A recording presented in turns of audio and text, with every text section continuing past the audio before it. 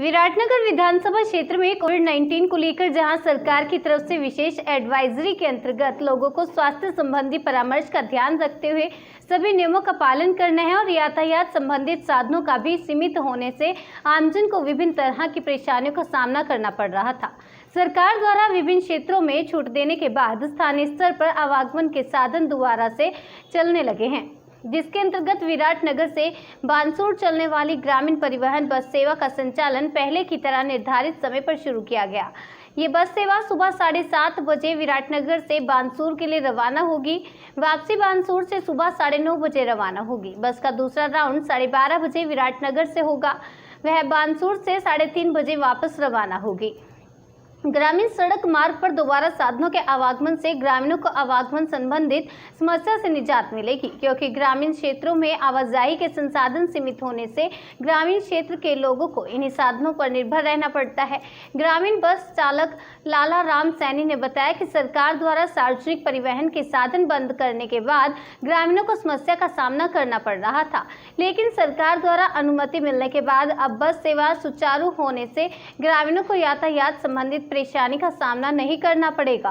साथ ही लोगों से अपील करते हुए कहा कि स्वास्थ्य संबंधित निर्देशों का विशेष ध्यान रखें, जिसमें मुंह पर मास्क और 2 गज की दूरी के साथ ही यात्रा करें एंड सोशल डिस्टेंसिंग का विशेष ध्यान रखें, जिससे आप और आपका परिवार सुरक्षित रहे। न्यूज़ ऑफ भारत के लिए विराटनगर से मामराज मीना की रिपोर्ट।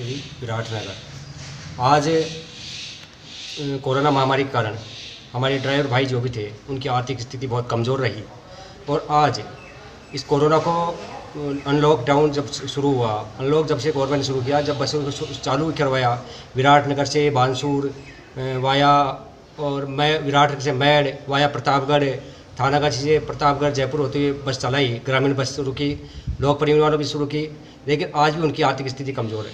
कोरोना के भय के कारण सवारियाँ बैठती नहीं है, इससे उनको डीजल के पैसे भी नहीं मिल पा रहे हैं, इससे उनकी आर्थिक स्थिति कमज़ोर है। इसलिए सरकार को इनके ऊपर कुछ ना कुछ सहायता करनी चाहिए और जो इनकी किस्तें थी वो भी इंश्योरेंस वालों ने नहीं छोड़ी और ब्याज सहित वसूली की। इसलिए सरकार की जो गाइडलाइन थी कि किस्तों पर ब्याज नहीं लगेगा, 3 महीने तक किस्तें जमा नहीं करवाएंगे, उसके बावजूद भी किस्तों वालों ने जो कोई भी फाइनेंस कंपनी हो सब ने ब्याज के रूप में पैसा लिया और अगर पैसा नहीं जमा करा तो डबल पेनल्टी लगी, 2 रुपये से भी ज़्यादा इनका ब्याज पड़ा।